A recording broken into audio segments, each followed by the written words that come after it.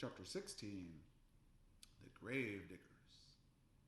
There were 2 days finding their way to Shirttail Camp. They followed the South Fork of the American River into the winding Coloma Valley. The summer hills were red and yellow. They passed within 10 feet of Old Cap Sutter's sawmill. Jack heard everyone in the diggings refer to Sutter as Old Cap, and he knew the miners' yarns about the sawmill. He looked at it now, a rough, timbered shack on stilts at the water's edge. Old Cap had hired a carpenter named Jim Marshall to build it. That was the way the yarn began. On a chill January morning in '48, the carpenter spied the yellow glitter in the tail race. He thought it might be fool's gold until he beat it with a rock. That was the test. Fool's gold was brittle and would splinter. Real gold was soft and would flatten out. The lump flattened out like a yellow button. Marshall rushed off to Sacramento, where Old Cap had built a fort, and arrived in a pouring rain with the news.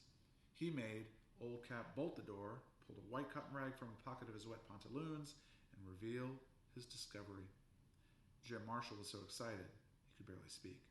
The two men tried other tests. They got bowls of water and a scale. Using an equal amount of silver, they weighed the two metals underwater. The gold was heavier. Then they tested the samples with acid to see if they would corrode.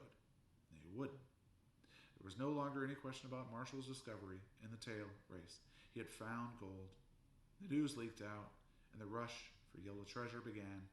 Squatters came swarming into the valley, and now a town had sprung up on both sides of the river. Jack had never seen so many long toms and rockers in his life. "Is this the way to Shirttail Camp?" Praiseworthy asked a miner, standing knee-deep in water and mud. "Just follow the river. If you hurry, you might get there in time for the hanging. A lot of boys have taken the day off for the festivities." Praiseworthy shrugged. "We're in no hurry, my partner and I. It's that Dennis fella. They had caught him trying to run off on a stolen horse." Praiseworthy and Jack exchanged a quick glance. The map. Only Cut-Eye Higgins knew where Dr. Buckbee's gold bonanza might be. He couldn't talk very well hanging from a limb, much as he deserved it, no doubt. "On second thought," said Praiseworthy, "we're in a terrible hurry. Good day, sir." They arrived at Shirttail Camp in an hour.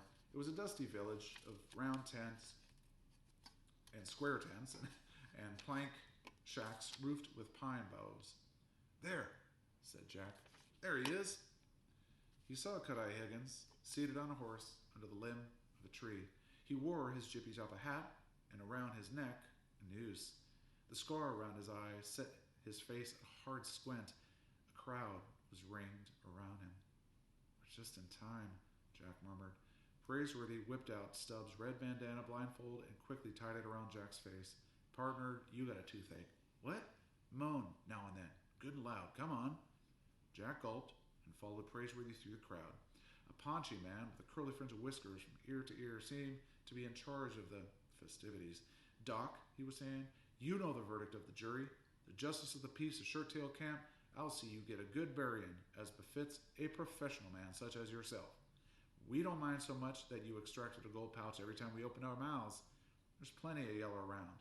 And that you light-fingered every pocket watch in town so that nobody knows what time it is. You're a professional man, and we tried to make allowances. But horse stealing is a heinous crime, and you've got to pay the penalty. Since you said your last words 2-3 times already this afternoon, let's get on with it. Boys, switch that horse." "Hold on," demanded Praiseworthy, stepping forward.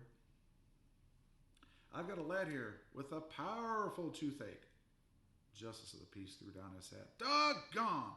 That's a third one today. We'll never get him strung up." "I beg of you, gents," said Praiseworthy. "We've come a long way, and it'll only take a moment. The boy is in pain. Listen to him moan." Jack bellowed, "Oh," and held a hand to his cheek. He wasn't pretending. He was downright scared they might let Cut-Eye Higgins pull one of his teeth. "All right," said the chin-whiskered official. "Get the doc down off that horse. Hiram, give him back his forceps and bring that molasses barrel for the boy to sit on." Jack moaned again and watched the men help Cut-Eye Higgins off the saddle. He seemed a little weak in the knees. They cut the rope binding his wrists behind his back, but they left the noose around his neck. He peered from Jack to Praiseworthy. It was a moment before he recognized the butler in red shirt, jack boots, and whiskers. Never thought I'd be glad to see you again, he said. His face was pale, and his usual sneer was gone. Reluctantly, Jack seated himself on the molasses barrel, and the doomed man clapped an eye on him. Open your mouth, son, and stop squirming.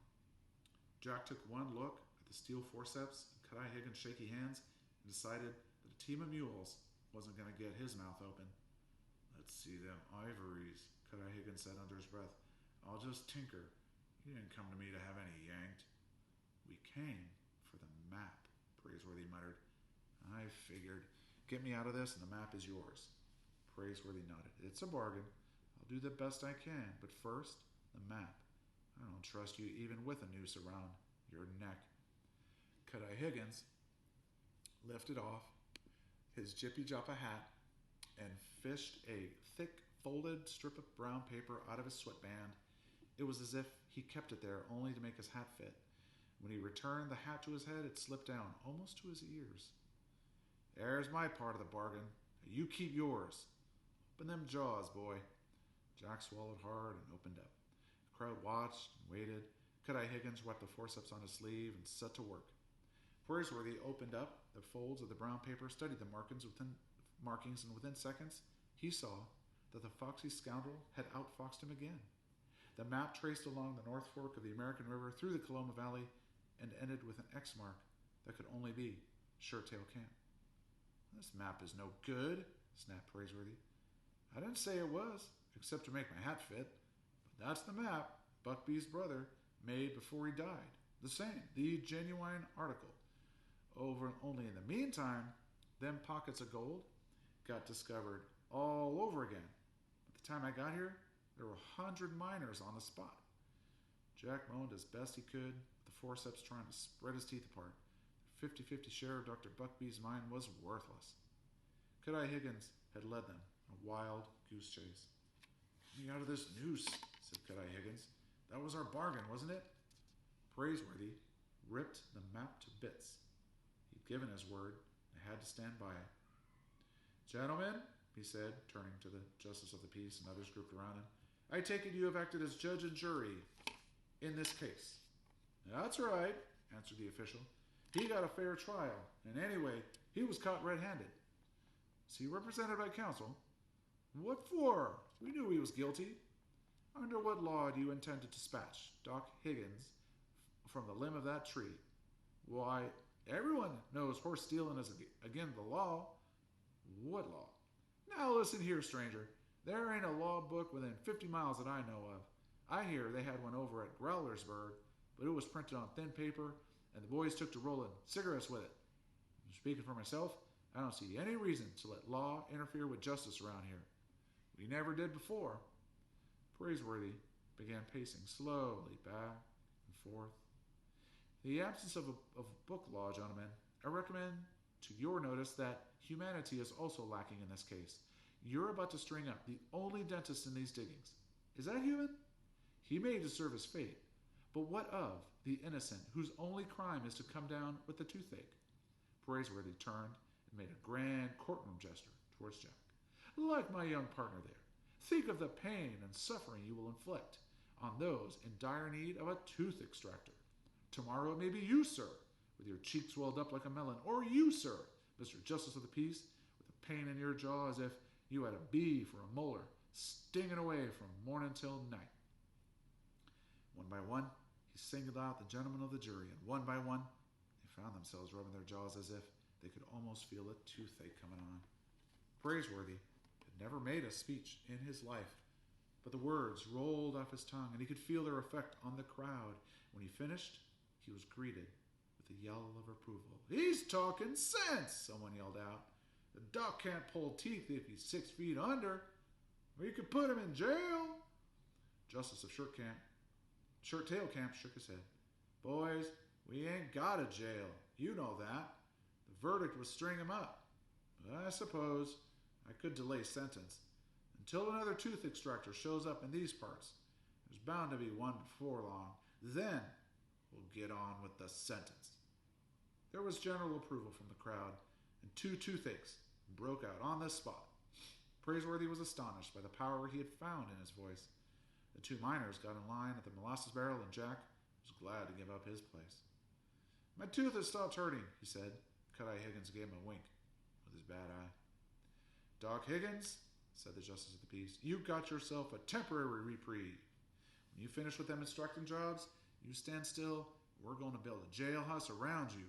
There'll be visiting hours for anyone with a toothache. But I'll see you hung yet as soon as possible. Then he turned to Praiseworthy. Stranger, I promised the doc a good burying befitting a professional man. Might as well get all in readiness. Since you appointed yourself counsel for the defense, you get up in the hills and dig him a resting place. Make it 6 feet deep. Why 6 feet? Don't get cantankerous, or I'll fine you for being in contempt of court. Everybody knows a grave has got to be 6 feet deep. Get going. The two partners returned to their burro and led him up into the hills above the diggings. You sure made a good speech, Jack said. That was something to hear. A regular lawyer couldn't have done it better. And you saved Cut-Eye Higgins from being strung up. And it's just temporary, which is about all he deserves. They chose a bare spot about a half-mile from camp. It was on a bluff covered with oat straw and overlooking the river. They pulled a pick and a shovel from Stubbs' pack ropes and set to work. Fine-looking country, isn't it? Praiseworthy muttered. Even to be buried in. Jack tried not to think about Boston. It would soon be time to start back, and all they had to show for their labors was a worthless map. Poor Aunt Arabella, he thought. They would lose the house for sure. The entire trip to California was beginning to look like a wild goose chase. When they got the hole 4 feet deep, they couldn't go any farther. They hit bedrock and struck gold.